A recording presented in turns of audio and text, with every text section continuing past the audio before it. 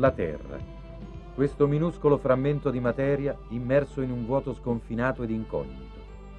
La Terra, la nostra piccola astronave sulla quale navighiamo nell'immenso oceano dello spazio, solitari ed eterni viaggiatori.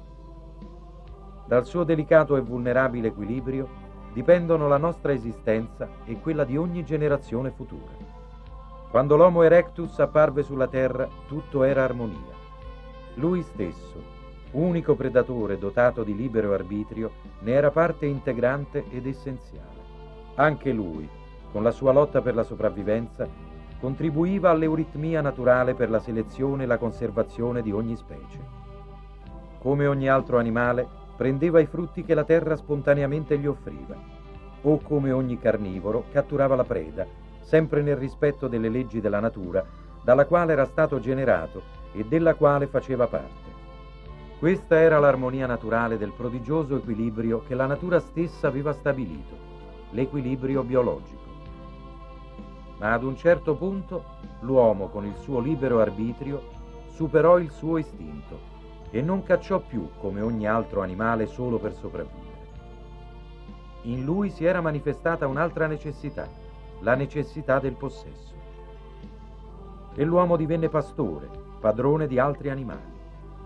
E l'uomo divenne agricoltore, padrone di terre. Si bruciarono foreste per farne campi atti all'agricoltura ed all'allevamento. E così ebbe inizio quel processo di disarmonia biologica che purtroppo oggi ha raggiunto limiti estremi. Gli animali vennero privati di spazi vitali e costretti a migrazioni necessarie e forzate. Il suolo sfruttato e non rigenerato impoverì. Anche gli uomini così dovettero sempre cercare nuovi territori per le loro mandrie, nuove terre fertili per le loro coltivazioni. Era nato quel processo a catena di progressivo e continuo degrado che, come detto, malgrado la conoscenza e la tecnica acquisita, ancora oggi fa scempio di territori.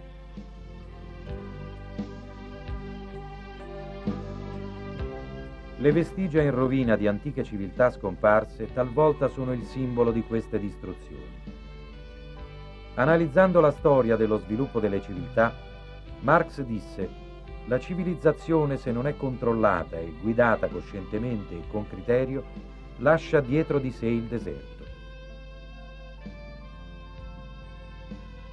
Questo processo di devastazione dei suoli, iniziato all'alba della storia dell'uomo, non accenna a frenare la sua corsa.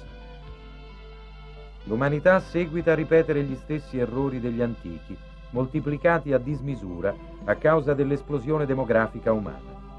La sete di arricchimento e l'arroganza dei consumi contribuiscono al sempre più veloce decadimento dell'equilibrio biologico naturale. Solo nell'ultimo millennio l'uomo ha distrutto per sempre i 2/3 delle superfici boschive terrestri.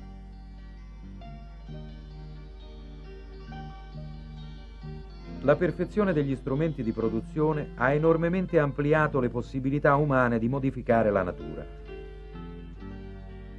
Con l'ausilio di queste tecniche moderne, in poco tempo potrebbe essere distrutto quello che rimane della ricchezza naturale della terra. Con gli stessi mezzi, però, si potrebbero anche rigenerare i tesori perduti e ristabilire quegli ecoequilibri follemente sconvolti. Si potrebbero portare all'estinzione molte specie animali, ma si potrebbe anche preservarle da questo funesto destino. Dipende solo da noi. Certo, si potrebbe, ma noi continuiamo ad insudiciare la terra con i nostri rifiuti, ad avvelenare l'aria con tossiche scorie, ad infestare le acque con putridi residui della nostra inciviltà. Risultato di tutto ciò è la lenta agonia di ogni cosa o essere attorno a noi e forse il principio della nostra stessa fine.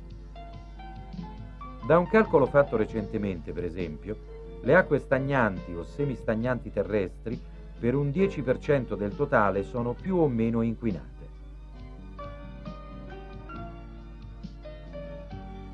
Gli impianti di depurazione installati negli ultimi anni sono del tutto insufficienti a purificare questa massa d'acqua che in progressione avvelena anche quella non ancora colpita da questo immondo processo.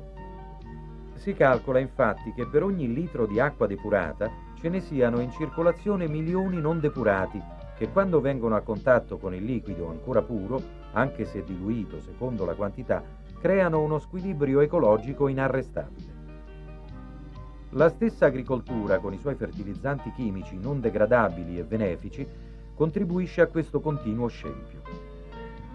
L'acqua mista a questi prodotti, immessa nei campi, non solo talvolta rende tossici i prodotti, ma penetrando nel terreno inquina le falde acquifere sottostanti, generando una distruttiva reazione a catena. Indubbiamente le colture trovano giovamento momentaneo da questi sistemi, ma quanto e cosa costerà all'umanità l'assurda politica del profitto ad ogni costo? Oltre a questi drammatici squilibri, l'ignoranza del rispetto ecologico crea anche delle mostruosità naturali. Il giacinto acquatico ne è un chiaro esempio.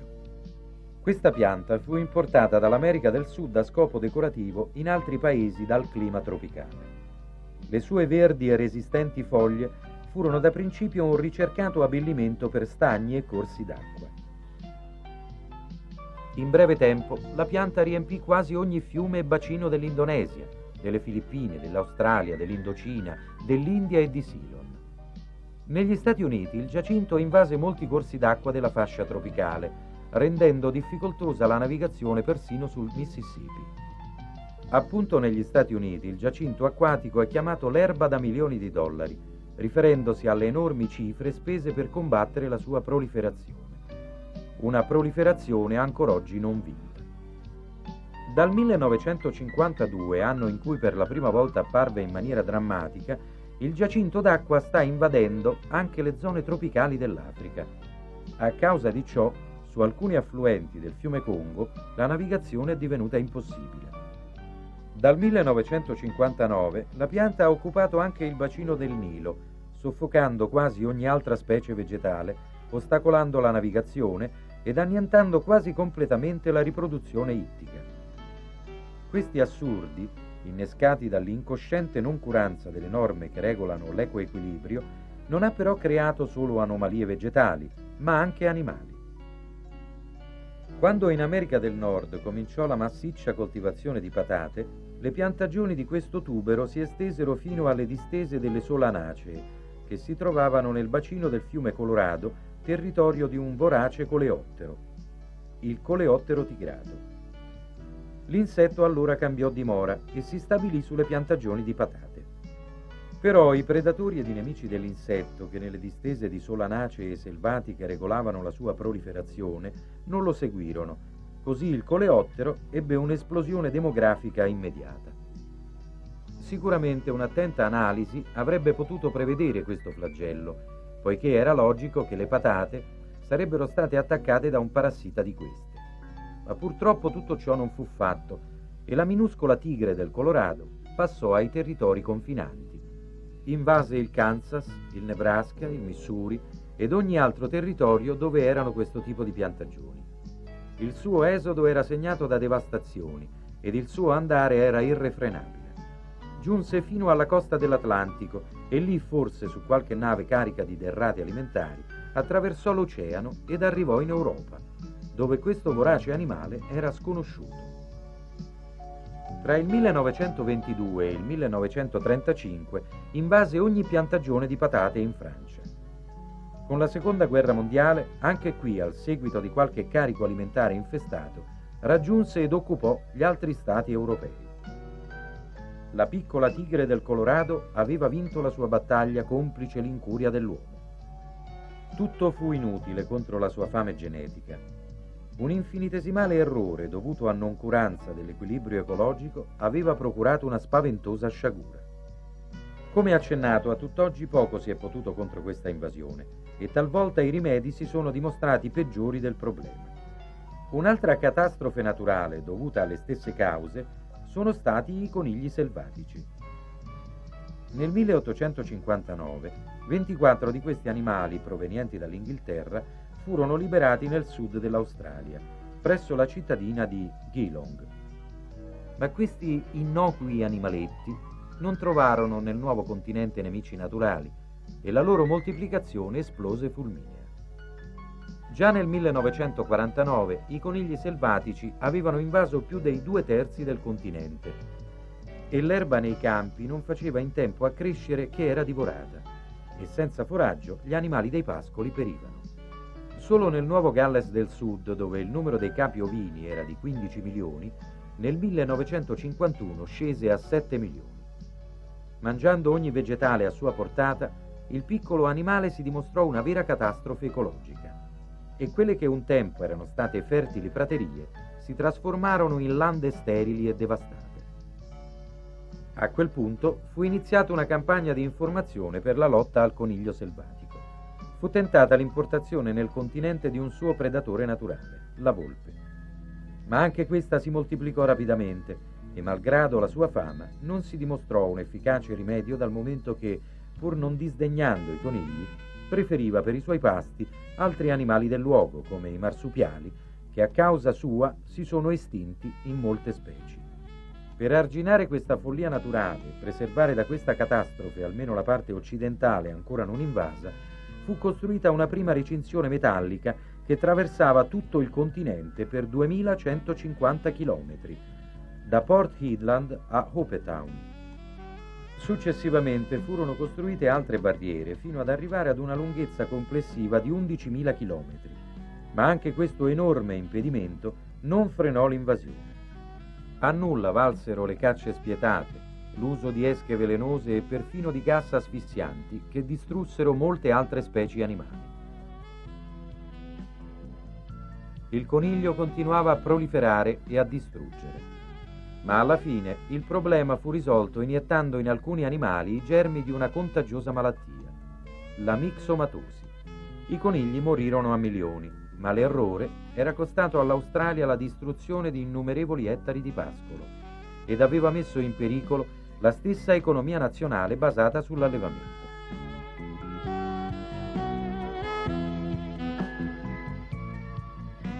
Ma talvolta, malgrado la prudenza e gli studi sull'ambiente, gli ecoequilibri vengono sconvolti da errate valutazioni, come è accaduto per i fiumi dell'Asia centrale Tedzin e Murghab, date le molteplici deviazioni e diramazioni artificiali realizzate per irrigare terreni lungo il loro corso.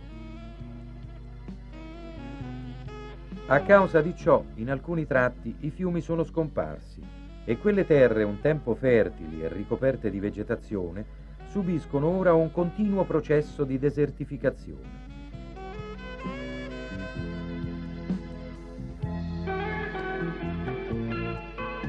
Purtroppo, questo processo di desertificazione è un dramma che colpisce tutta la fascia tropicale e trasforma la terra in sabbia morta e rovente. La scomparsa delle acque in queste zone non è solo dovuta a canalizzazioni e sbarramenti sbagliati per scopi irrigui, ma anche a fattori naturali che prescindono da questi errati progetti di ingegneria idraulica.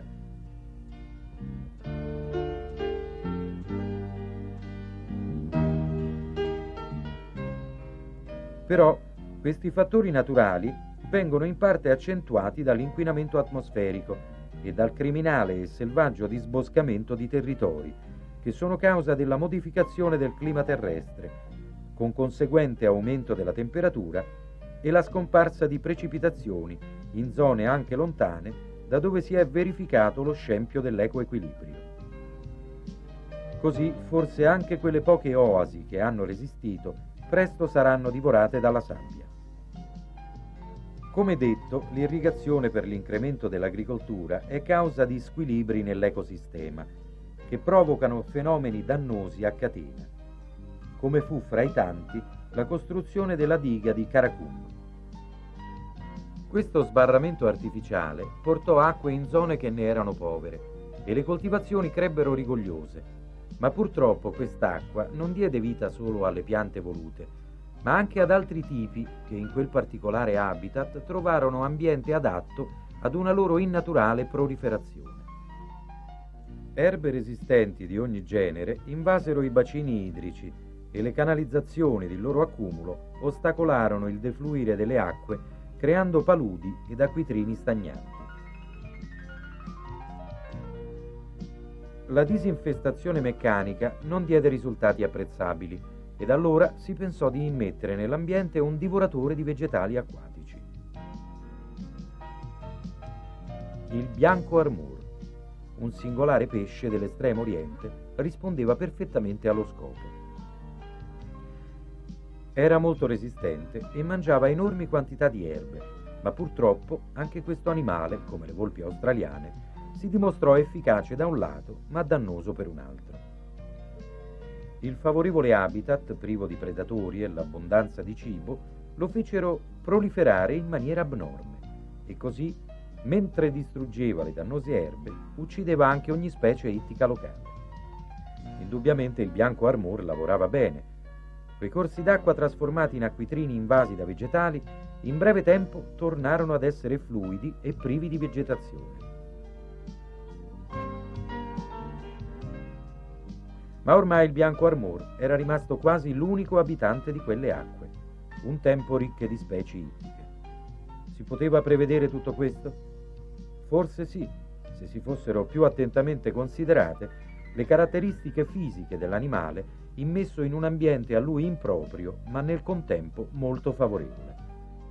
Solo una pesca programmata ed incentivata di questo animale, l'immissione di avannotti di specie locali, lentamente ricostruì l'equilibrio ittico di quelle acque che per un'errata valutazione avevano rischiato l'estinzione di ogni animale subacqueo in esse presente.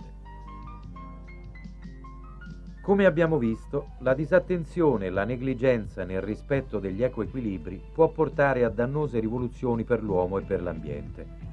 Indubbiamente l'incremento dell'agricoltura, dato l'aumento dei consumi dovuto all'esplosione demografica umana e alla migliore qualità della vita, è una giusta politica. Ma nello stesso tempo è necessario perseguire questo scopo con le dovute cautele, per non sconvolgere e degradare le stabilità naturali. È necessario che le moderne scienze cerchino e trovino nuovi metodi di sviluppo produttivo, abbandonando o limitando al massimo l'uso indiscriminato e talvolta criminale di ausili chimici e tecnologici dalle drammatiche conseguenze.